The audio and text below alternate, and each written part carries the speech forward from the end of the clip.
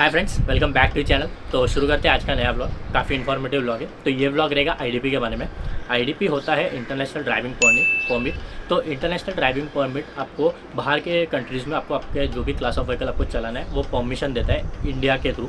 सो आपको क्या करना होता है, अगर आप कहीं पे भी कोई भी कंट्री में अब्रॉड ट्रैवल कर रहे हैं, इर्रिस्पेक्टिव आप किस पर्पज़ से ट्रैवल कर रहे हैं, बिजनेस, स्टूडेंट या तो फिर टूरिस्ट के हिसाब से, तो वहाँ पे क्या होता है, अगर आपको कोई भी कार चलाना है, कोई भी बाइक चलाना है, कोई भी ट्रक चलाना है, इर्रिस्पेक्टिव आप क्या प्रोफेशन से जा रहे हो, तो उसके लिए इंडिया से एक परमिशन लेके जाना रहता है। इसके लिए बोलते हैं इंटरनेशनल ड्राइविंग परमिट। तो उसके लिए आपको वहाँ पे जो भी क्लास ऑफ व्हीकल चलाना है, उस क्लास ऑफ व्हीकल का इंडिया का परमानेंट आपको लाइसेंस होना ज़रूरी है, वरना आपको इंटरनेशनल ड्राइविंग परमिट अलॉट नहीं होगा।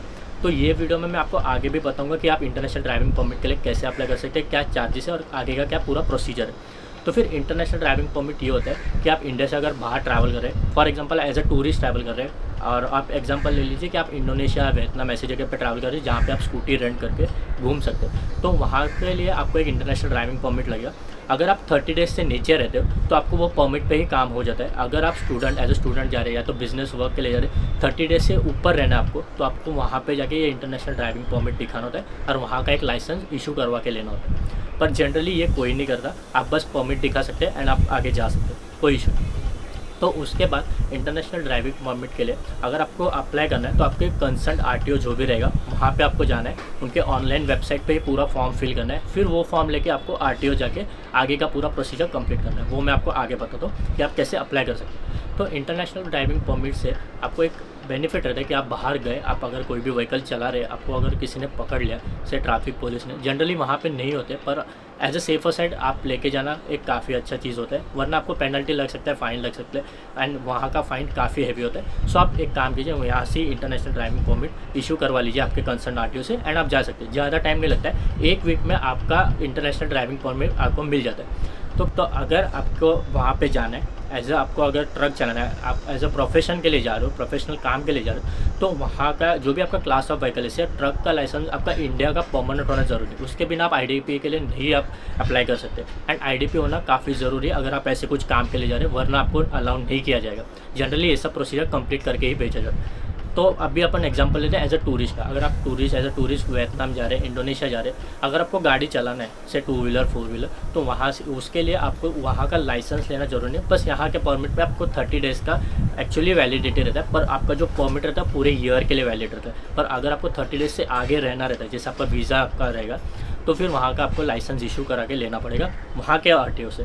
तो कैसा रहता है, 30 डेज़ तो टूरिस्ट वीज़ा रहता है, उसमें कुछ इशू नहीं है। पर बिज़नेस के लिए जा रहे हैं तो आप एक लाइसेंस करवा लीजिए वहाँ पे जाके, पर आपका वो आईडीपी रहना ज़रूरी है इंडिया का, तो ही आपको वहाँ पे लाइसेंस मिलेगा, वरना नहीं मिलेगा। तो आप आगे अपन बात करते हैं कि इंटरनेशनल ड्राइविंग परमिट के लिए आप कैसे अप्लाई कर सकते हैं आरटीओ के साइड से। काफ़ी हेजल फ्री है, कुछ प्रॉब्लम नहीं, एक वीक में आपको आपका ड्राइविंग परमिट मिल भी जाता है एंड उसका जो फीस रहेगा वो रहेगा 1000 रुपीज़ पर पर्सन के हिसाब से। एंड आपका रिलेटेड डॉक्यूमेंट होना काफ़ी ज़रूरी है, जैसे आपका एक तो permanent licence, second thing is a passport and third thing is a visa. अगर आपका वीज़ा प्री वीज़ा कराना पड़ता है, तो अगर वीज़ा ऑन अराइवल है तो आपको एयर टिकट लगेगा। ये काफ़ी इंपॉर्टेंट डॉक्यूमेंट्स है, इस चीज़ का आप याद रखना। अगर ये पूरा नहीं रहेगा तो आपका आईडीपी प्रोसेस नहीं होगा। तो ये है साइट sarathi.parivan.gov.in। तो ये लिंक मैं आपको डिस्क्रिप्शन में दे दूँगा। तो वहाँ से कैसे अप्लाई करते हैं मैं आपको बता दूँ। तो जैसे आपका ये पेज ओपन होता है, आप इंटरनेशनल ड्राइविंग के लिए अप्लाई कर सकते हैं, ऑप्शन दिखेगा, फिर आप कंटिन्यू कीजिए, आपका डीएल डिटेल्स एंड एवरीथिंग आप इनपुट कीजिए।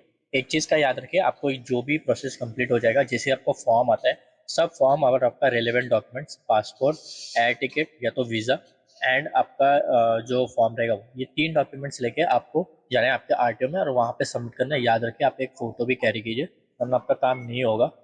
तो इस चीज़ का याद रखें। तो अब आप देख सकते हैं स्क्रीन में कैसे प्रोसीड कर रहा हूँ। आप प्रोसीड करते जाइए, बेसिक डिटेल्स भरना रहता है स्टार्टिंग में आपको, फिर उसके बाद आपका phone number, email ID and आप प्रोसीड करिए, आपका एड्रेस, एवरीथिंग, बाकी का कैच कर लिया रहता है आपके डीएल से।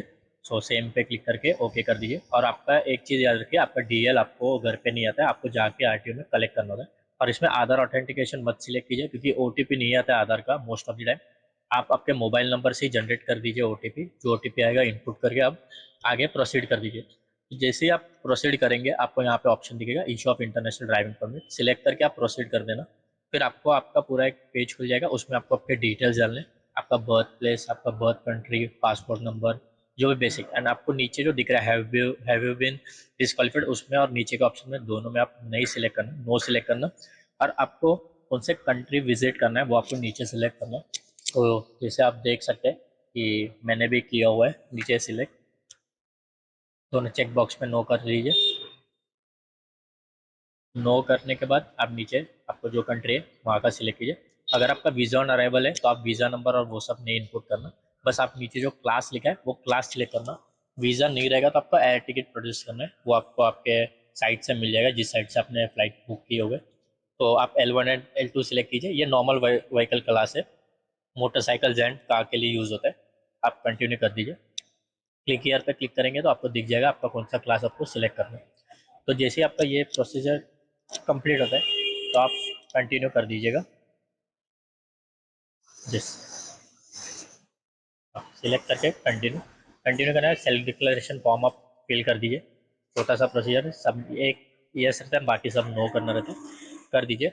एक चीज़ याद रखिए, आपको इसमें मेडिकल का भी डाउनलोड करना रहता है, फॉर्म, मेडिकल फॉर्म रहता है। आप आपके कोई भी कंसर्न डॉक्टर से वो मेडिकल फॉर्म साइन कर सकते हैं एंड आपको वो भी अटैच करना रहता है उसमें। वो प्रोसीजर मेरे से स्किप हो गया, तो ये आपका फॉर्म रहता है ऐसा, आपको आपका एप्लीकेशन नंबर एंड एवरीथिंग दिख जाता है। तो आपको अभी रेलेवेंट डॉक्यूमेंट्स ऑनलाइन पे अपलोड करने पड़ते हैं, जैसे पासपोर्ट, ड्राइविंग लाइसेंस एंड आपका मेडिकल फॉर्म जो आपके डॉक्टर ने साइन किया हुआ रहेगा, ड्यूली साइन रहेगा।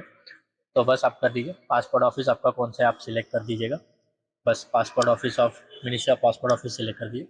आपका इशू डेट एंड आपका कॉन्टैक्ट नंबर एंड अपलोड कर दीजिए। तो जैसे आप फाइल अपलोड करेंगे आपको नीचे दिख जाएगा अपलोड है सक्सेसफुल।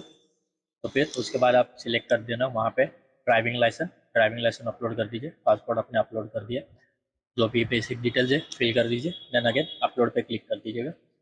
जिससे आप अपलोड पे क्लिक करेंगे आपके 2 डॉक्यूमेंट अपलोड हो जाएंगे। थर्ड आपका रहेगा, वो मैंने नहीं किया, आप ऐसे एप्लीकेशन से जा सकते। सो मैं आपको बताता हूँ कि IDP कैसा होता है, कैसा जनरली रहता है। ये रहता है IDP। यहाँ पे आपको स्टैम्प एंड एवरीथिंग लिखा रहता है, आपका नाम, कंसर्न RTO लिखा हुआ रहता है। सेकेंड थिंग, यहाँ पे आपका फ़ोटोग्राफ, आपका डिटेल्स, आपका एड्रेस लिखा हुआ रहता है। एंड इसके बाद आपका जो क्लास ऑफ व्हीकल रहेगा ये उनका सेकंड लैंग्वेज में।